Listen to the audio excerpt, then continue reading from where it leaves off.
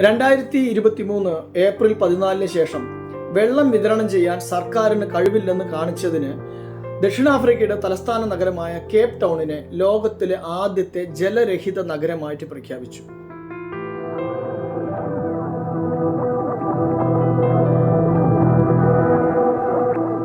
അവിടെ കുളിക്കുന്നത് നിരോധിച്ചിരിക്കുന്നു.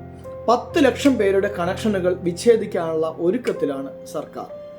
ഇന്ത്യയിൽ പെട്രോൾ പമ്പുകളിൽ പോയി പെട്രോൾ വാങ്ങുന്ന രീതിയിൽ കേപ്പ് ടൗണിലും 25 ലിറ്റർ വെള്ളം ലഭ്യമാകുന്ന വാട്ടർ ടാങ്കറുകൾ ഇനിയുണ്ടാവും. കൂടുതൽ വെള്ളം ചോദിക്കുന്നവരെയും കൊള്ളയടിക്കുന്നവരെയും നേരിടാൻ പോലീസിനെയും സൈന്യത്തെയും വിന്യസിച്ചിരിക്കുന്നു. ദുഃഖകരമായ ഈ അവസ്ഥ ആത്യന്തികമായി എവിടെയും വരാം. അതിനാൽ വെള്ളം മിതമായി മാത്രം ഉപയോഗിക്കുക. ഒരു ഗ്ലാസ് വെള്ളം പോലും പാഴാക്കുന്നത് നിർത്തുക. ലാത്തൂരിലേക്ക്, മഹാരാഷ്ട്രയിലെ ലാത്തൂരിൽ റെയിൽ മാർഗം വെള്ളം അയക്കുന്നത് നമ്മൾ കണ്ടിട്ടുണ്ട്.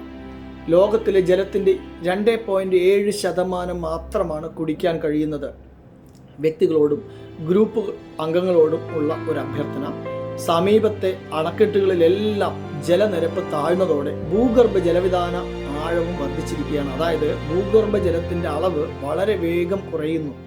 ഉത്തരവാദിത്തമുള്ള ഒരു പൗരൻ എന്ന നിലയിൽ വെള്ളം പാഴാക്കുന്നത് തടഞ്ഞ് വെള്ളം സംരക്ഷിക്കുക.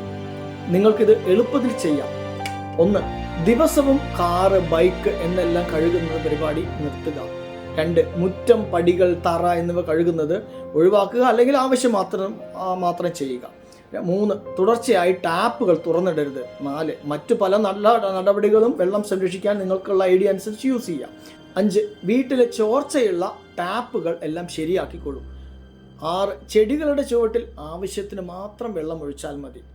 7. റോഡിൽ വെള്ളം തളിക്കുക എന്ന് തുടങ്ങിയുള്ള പരിപാടികളെല്ലാം ഈ പ്രതിസന്ധി തരണം ചെയ്യുന്നത് വരെ നമ്മൾ നിർത്തുക.